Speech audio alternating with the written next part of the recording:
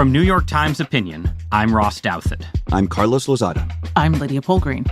And this is Matter of Opinion.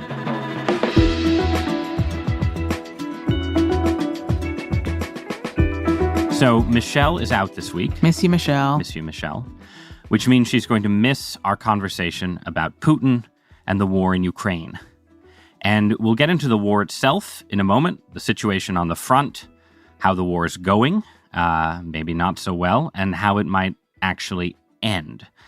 But I want to start with someone who, to me, has always been one of the most interesting characters in this whole conflict. That's the head of the Wagner Group, which is the Russian mercenary outfit that's played a big role in the fighting throughout the conflict.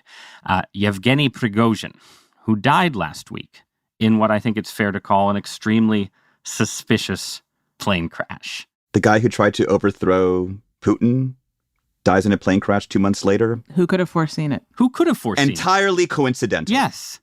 The guy who launched a weird, maybe sort of coup against Putin dies in an unexpected accident.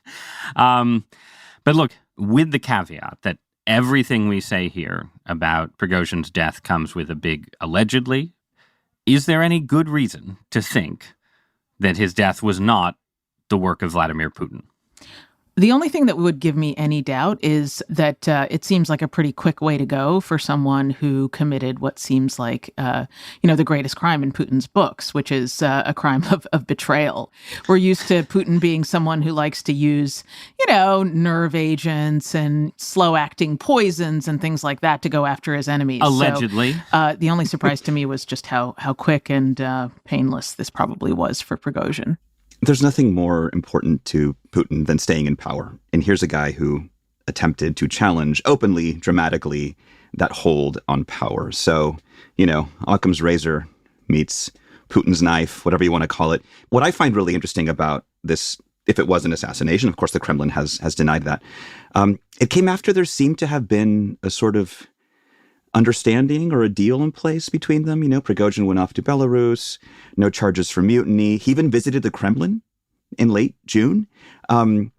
So the message that Prigozhin's death sends, even 2 months later, is that you never really know where you stand with Putin, that you're not safe even when you think you might be. I mean, how could Prigozhin have possibly imagined that he was safe?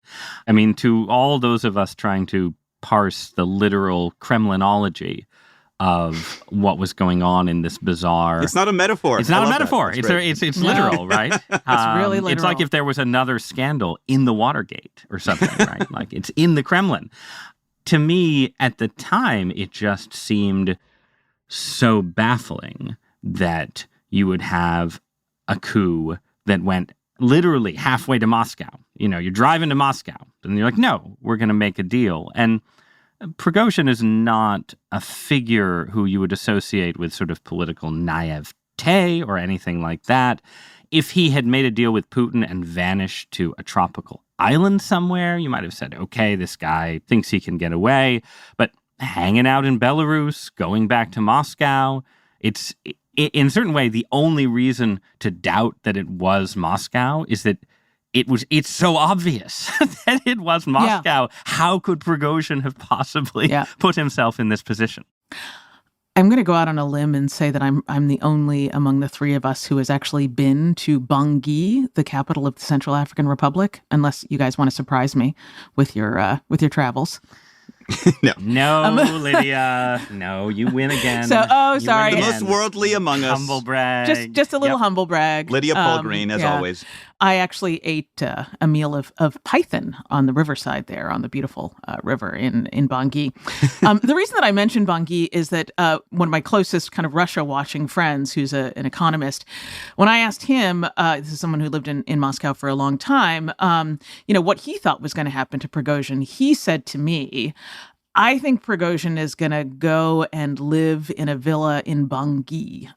And I imagined a future for Prigozhin as a kind of Africa-based warlord, because they have so many different things going on there. The Wagner Group, right? The Wagner Group, yes. Russia's increasing activity in Africa has largely been sort of mediated through or washed through Wagner Group activities. Exactly. And so, you have them helping out governments in Mali and other different places, helping out being a real euphemism for just your for friendly neighborhood Russian mercenaries. Russian mercenaries. Right? I mean, yeah. And so one of the big mysteries for me is why not just kind of let him go off and live that life? That speaks to, I think, a lot of questions about what's actually going on in Russia and what are the sort of political dynamics there. That would also reduce his chances of kind of falling into martyrdom. Yeah. Like if he's just kind of off far away, the way the Brits would send their criminals to Australia, just send them far away. Yeah. And of course, whatever is happening in Russia has a big impact on the war in Ukraine. And some people have been hoping from the start of this war for some kind of internal shakeup inside Russia to be the thing that ends the stalemate, delivers victory, delivers peace. And we have to be honest, right now, post Prigozhin, that seems less likely to happen, with obviously the caveat that something different could come along tomorrow, which seems to make it a good time to talk about the question of what kind of ending does this war actually have? We seem to have moved from a period where there was a kind of war of maneuver with sweeping offensives and counteroffensives to a real war of attrition that looks like a kind of World War I scenario, except with obviously more drones than they had in 1915. And as with World War I, then the question becomes, once you're in a war of attrition, how do you actually get out of it? And I'm curious for both of you, have your views on that question changed over the last 6 months? What do you guys think? I mean, I think for me, we've sort of moved well out of the kind of, I don't know, sort of fairy tale stage of this conflict, right? There was an early phase where the Russians seemed kind of awesome and all powerful. They were the evil villain that was unstoppable. Very quickly, that illusion was punctured by the amazing, extraordinary early success of the Ukrainian military. And now I think we've kind of lost all of our illusions on both sides, right? I mean, the Russian military is weak and ineffective, but the Ukrainians have not, despite their incredible performance, have not been able to push the Russians fully back. And we're at this stage where you're making a big to-do out of reclaiming a relatively small town, strategic but small town called Rabotniye.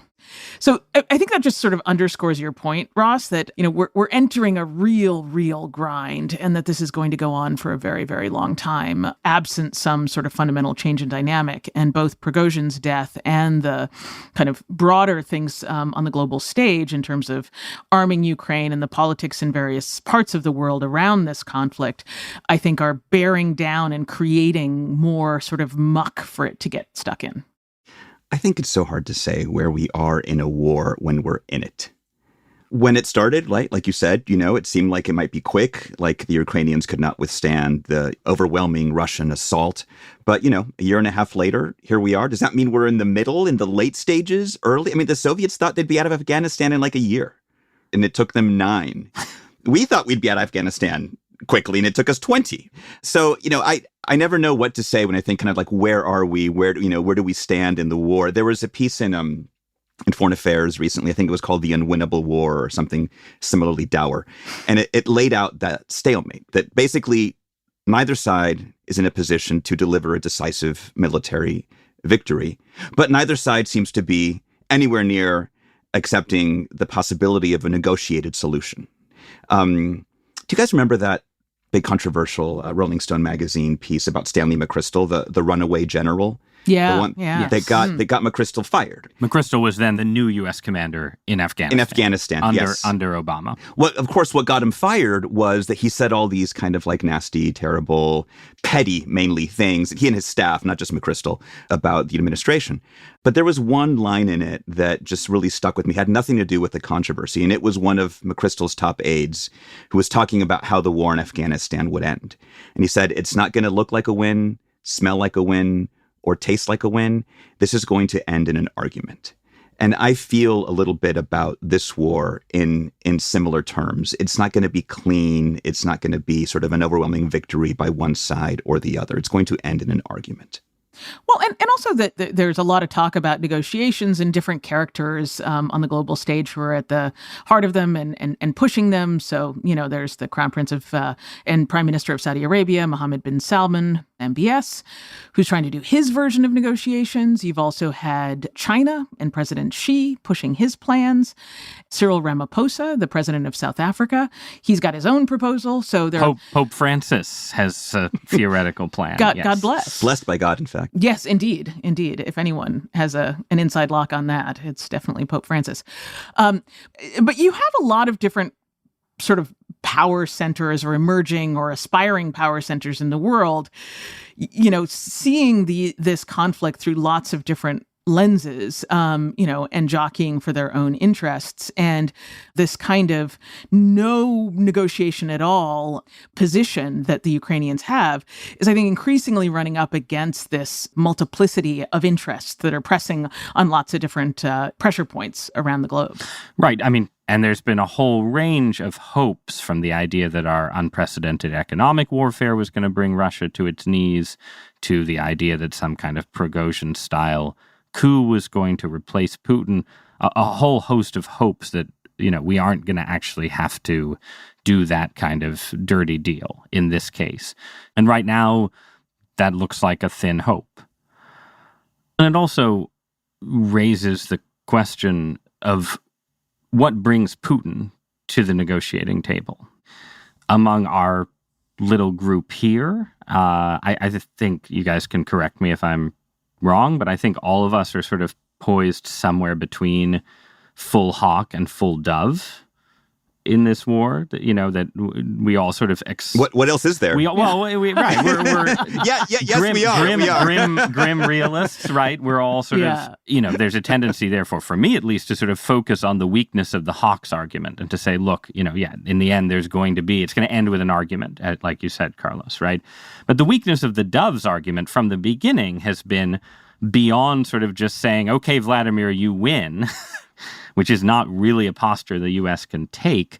What persuades him that it's worth it to stop fighting and to make some concession? There has to be some concession from the Russian side to end the war.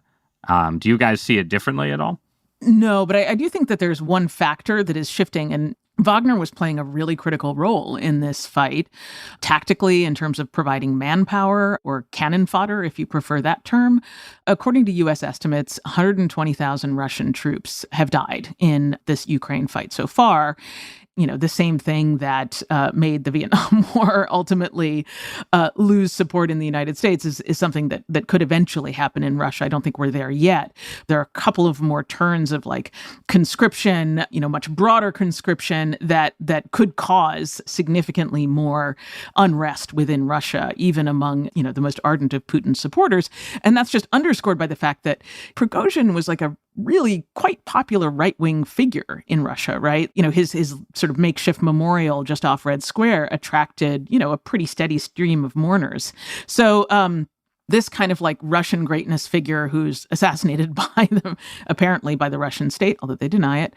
And then the need to kind of go out and get more and more unwilling people to fight and die in this war, I think is a factor that has not fully played out and will continue to play out.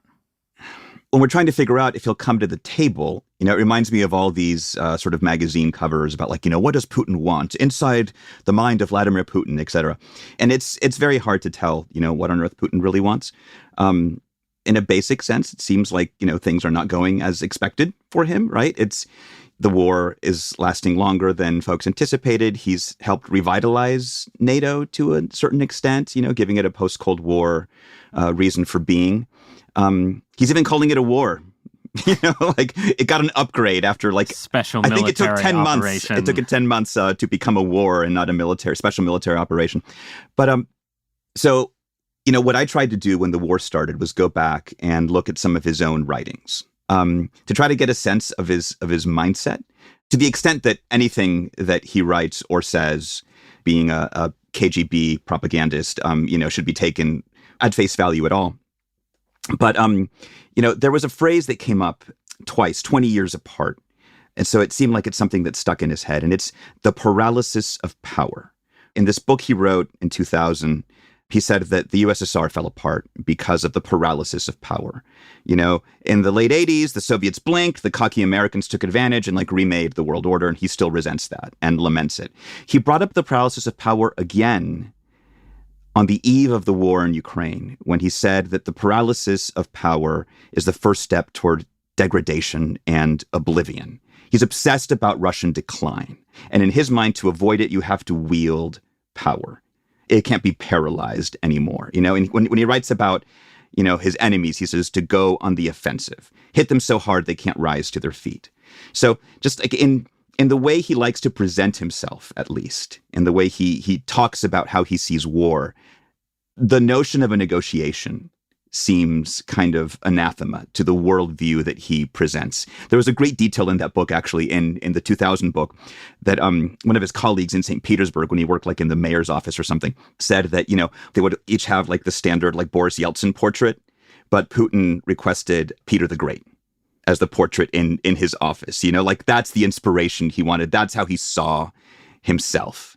Well, and that helps you see sort of why Putin has become such a kind of totem for people on the right broadly across the world. I mean, this kind of chest out posture that he has feels like, especially in this very confusing global moment, a posture that is very attractive to, for example, people in Europe who are we want to stop, you know, these quote unquote invaders who are coming from other places to come across our borders. And, you know, we want toughness. We want hard action. We want to have no quarter in dealing with threats. And so, yeah, it's an interesting moment for us to be contemplating this strange man.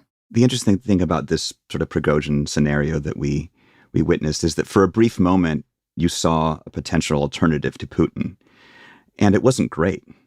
The alternative to Putin is not the ruthless mercenary killer backed by maximalist Russian nationalists is not your ideal Putin replacement. Yeah, Carlos? it's not the alternative is you know, a democratic Russia, right? A pro-Western democratic Russia. The alternative might be a right-wing nationalist, harder right than Putin in possession of nukes. So in that sense, it was kind of an illuminating moment for those who kind of simplistically have been we got to get rid of Putin or do this or that. Yes. When I think about kind of where it goes next, I just feel like we're in this clash of just unthinkable scenarios, depending on where you stand, right? The Ukrainians have shown that relinquishing their sense of nationhood is unthinkable to them. And even if they can't fend off Russia forever, you know, you could have a protracted kind of insurgency style conflict. The prospect of a wider war between NATO and a nuclear armed power seems similarly unthinkable, which is why Biden has always kept this kind of dance, you know, about not getting dragged into that. And for Putin, backing down and puncturing the mythology of his own power is also unthinkable. That mythology is what keeps him in charge. So which unthinkable will become thinkable? I have no idea. I don't know what to think. On that cheery note, we're going to take a break. And when we come back, we'll talk about the implications of this war for American domestic politics in both the short and longer run, but especially as we head into 2024.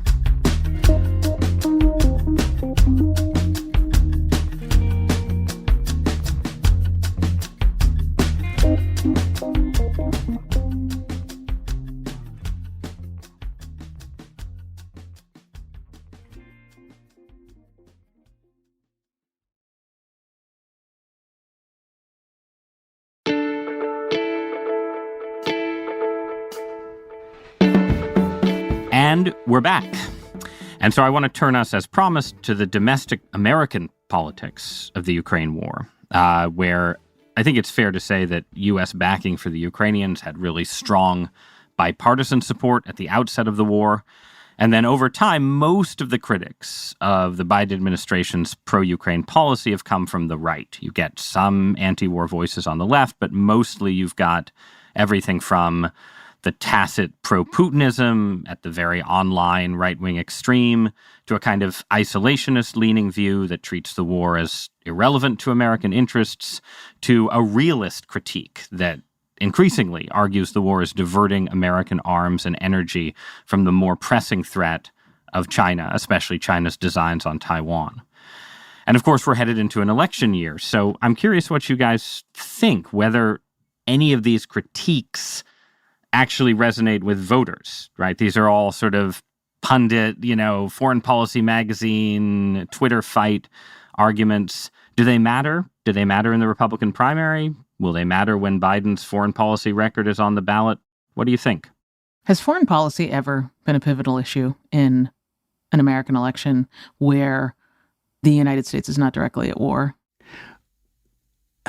So I think there are times when foreign policy has directly affected U.S. presidential politics or electoral politics, but I'm trying to keep in mind the distinction that you raise about times when U.S. forces are not directly involved. So like LBJ didn't run for re-election in part because he couldn't bring the party together around Vietnam.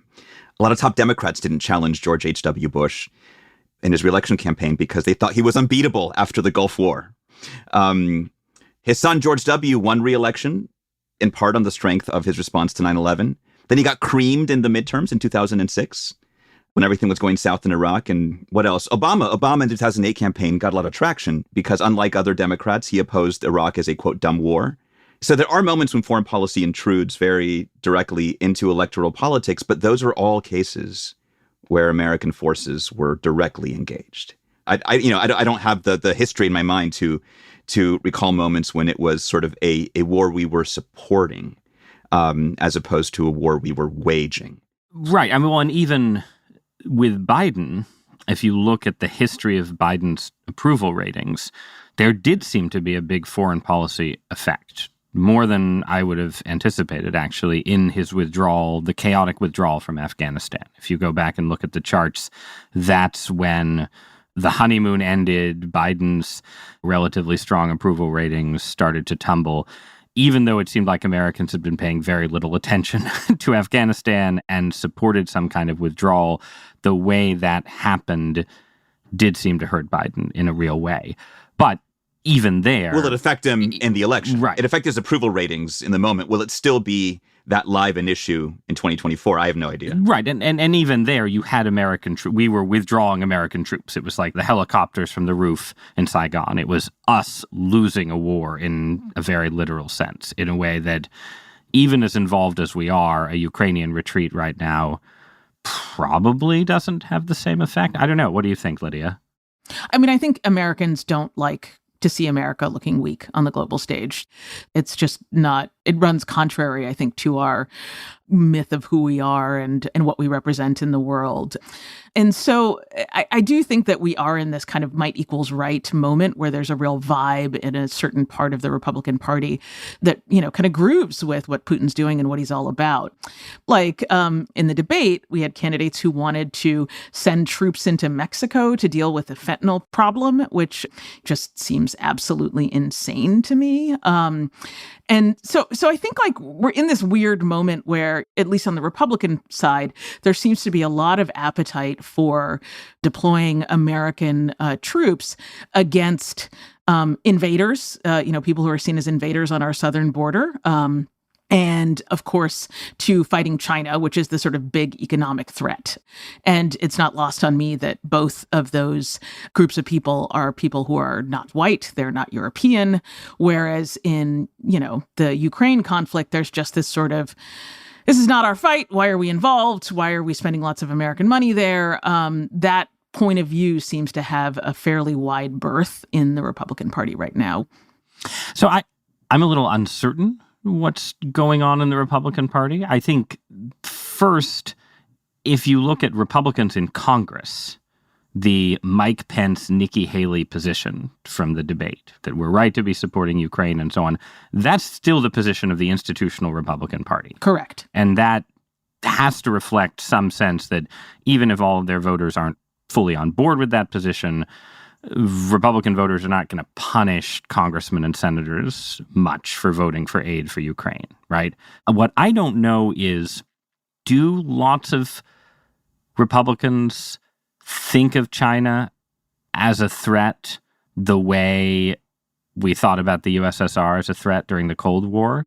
I think it's a lot more unsettled than that in terms of what the politics of confronting China militarily look like. Economically confronting China is one thing, but yeah, I'm not sure there's deep public buy-in for Cold War 2.0 with China. I could be wrong. No, I mean, I think it remains to be seen. The last time we fought a war in Asia, it didn't go well politically or from just a human perspective. So, yeah, I could see why there would be significant reluctance. In the debate, I'm trying to remember, it was really only Ramaswamy who had the full-on, like, isolationist, why are we supporting this fight worldview, right? Right. I mean, well, even Ramaswamy is framing it. He's saying, I'm going to be the new Nixon. I'm going to peel off Russia and make them our ally against China. Which is, I'm sorry. There's no Ron Paul figure doing the full isolationist thing here. No. Right? Even Ramaswamy thinks he's Richard Nixon. And even DeSantis, who sort of tried to glom onto that a little bit when they did like the raise your hand if you would increase aid to Ukraine or whatever. He did the whole, the Europeans need to pull their weight a little more. It was, I don't know that there's, a wing of the party. Maybe it's like a feather of a wing, at least if we use the presidential candidates as a proxy for the range of views in the party, which may or may not be accurate. The non-Trump candidates, right? I mean, the front runner for the Republican nomination, while he praises Putin less than he would, you can assume that he would come in looking to make a deal with Putin. I think that's right. I think that would be a reasonable assumption. I'm curious, what do you guys think of how Biden has handled this? It strikes me that he's found a pretty good balance of really robust military support and diplomatic support without sort of crossing the red line of provoking direct conflict with Russia, which is a very, very tricky balance to strike. But I'm curious what you guys think. I mean, every day that we don't cross that line is a good day. That's how I think of it. But what that also means to me is that I would imagine that for Biden, it's more important to not cross into open conflict with Russia than it is to ensure the full territorial integrity of Ukraine. And that calculus, in the end, goes in Putin's favor.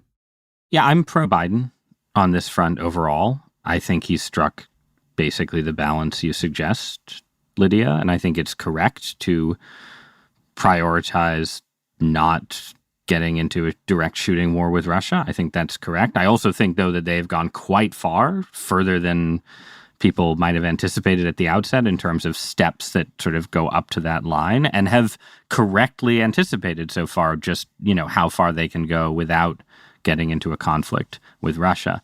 With all of that said, I think the legacy of this period for the Biden administration, whatever effect it has on the presidential election, will be determined by whether you can actually get to, not like peace breaking out all over, but something other than the status quo for another 5 or 6 years, which is another way of saying the final test or the full test is yet to come. How much of the, support in the United States, but maybe also in Europe for Ukraine is about the way Zelensky as an individual has captured the kind of global imagination? I mean, I think it's not insignificant, but I think it's also doesn't last forever, right? One of the things that I've noticed is that he does seem to have this ability to sort of like fly in and make these kind of like dramatic appearances, and they become less dramatic every time. And it's one thing to show up in your khakis to address a joint session of Congress, but I think the more places you go, I mean, what's next, Coachella? It starts to lose some of its power and its luster.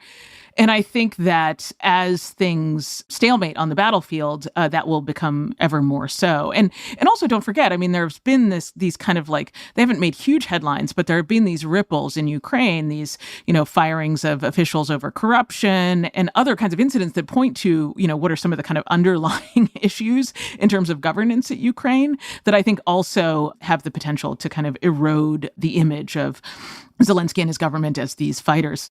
Well, and I think Zelensky was both a figure unto himself and a symbol of a kind of fighting liberal nationalism, right? That enabled a lot of people in the West who felt besieged internationally and at home by populism, reaction, illiberalism in various forms to say, okay, here's where we draw the line.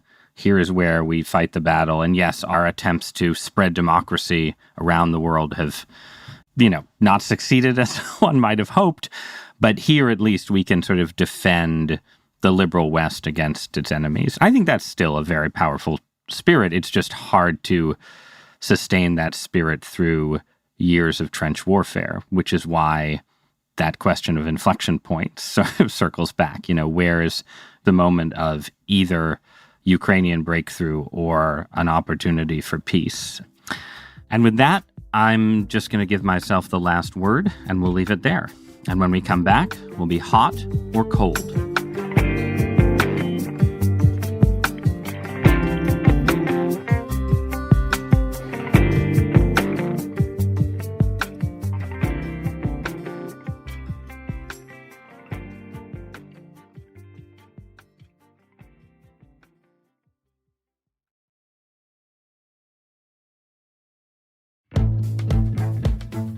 And we're back, and it's time for Hot Cold. Which of you two, my beloved podcast partners, has one for us this week? So it's me this week. I'm sure you have been hearing about all the kind of cultural and political battles surrounding libraries, right? And school libraries and what books should or should not be available to students. And I'm sure we'll talk about that in some future conversation on this podcast. But for now, I just want to say very simply that I am hot on libraries. I have always been hot on libraries. When I was growing up in the Bay Area in the early 80s, Thursdays were a special day because on that day, my mom got out of work early and she would take us to do something special. Us, meaning me and my two older sisters, which usually involved like eating at Jack in the Box or something. But that meant that on Thursdays, instead of taking the city bus home, we would walk about a mile from our school to the Lafayette Public Library in Contra Costa County, where she would pick us up. And we had like an hour or an hour and a half there before she could meet us there. And that became the most magical hour and a half of my week. I read all sorts of random books. I read world maps, but I mainly read like Encyclopedia Brown and the Three Investigators and other kind of mystery stories. Jupiter Jones. But that's where I discovered Jupiter Jones. Thank you, Ross. I knew you would come through for me. Jupiter Jones and his junkyard. Remember? Anyway, the car. And that's where I discovered, as I said, kind of like what a magical place this could be. It was a safe place for us. I don't mean in like the safe space kind of sense. I mean, it was literally a safe place. My mother trusted that we could wait for her. But it was also this kind of risky, exciting place where I could kind of encounter anything. And I thought the librarians there were like these sorcerers who could find anything I needed. So I'm sure you have your library stories. The libraries in my life have been a refuge, and it kind of kills me to see libraries becoming hyper-politicized and see that librarians aren't in any way feeling intimidated in their work. Yeah, I love libraries too. When I was in middle school, my brothers and I used to ride our bikes to the library. And my parents were very anti-TV, and very pro-book. So we had lots and lots of books at home, and I was a very, very big reader. But the great illicit pleasure of going to the library was actually being able to access their subscription to cable television. So like my brothers and I would go and watch Yo MTV Raps at the library, right? That is wonderful. Yeah, I don't know if you guys, the rap group De La Soul, they were like such a huge favorite of mine. And one of the performers, the three, Trugoy the Dove, recently passed away. And I immediately texted my little brother because that, was such a touchstone for us. And he reminded me of when we at the library watched for the first time the video of Me, Myself, and I. And we were like really nerdy, sort of like funnily dressed, unusual Black kids. And we're like, oh my gosh, these are other nerdy, funny dressed, unusual Black kids. Like, it's okay. We can be ourselves. And so like, that's, for me, that's like such a totemic like library moment that actually has nothing to do with books. Those are terrific stories, and they are filling me mostly with a deep shame that, I have the same kind of relationship to libraries as a child that you had, Carlos. I feel like I've failed to instill that in my children, that they're, much more sort of Amazon.com dependent for books, like the, spoiled children of privilege or something that they are. So in that spirit, I'm going to be taking them to the library this weekend and leaving them there for 17 hours and seeing what comes of it. The thing is, you could enjoy your day off. Yes, Ross. They will find so much. And also, your kids are young, Ross. You haven't failed yet. Well, I appreciate it, Carlos, and I'll report back on how the experience goes when we reconvene next week. See you guys. Thanks, guys.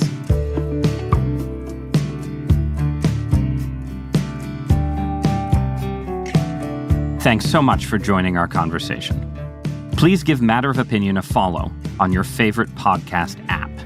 And if you want to tell us why you love libraries, or if you're willing to make the argument for why we should be cold on libraries, email us at matterofopinion@nytimes.com. Matter of Opinion is produced by Phoebe Lett, Sophia Alvarez-Boyd, and Derek Arthur. It is edited by Stephanie Joyce. Our fact-check team is Kate Sinclair, Mary Marge Locker, and Michelle Harris. Original music by Sonia Herrero, Carol Sabaro, and Pat McCusker. Mixing by Pat McCusker. Audience strategy by Shannon Busta and Christina Samuelewski. Our executive producer is Annie Rose Strasser.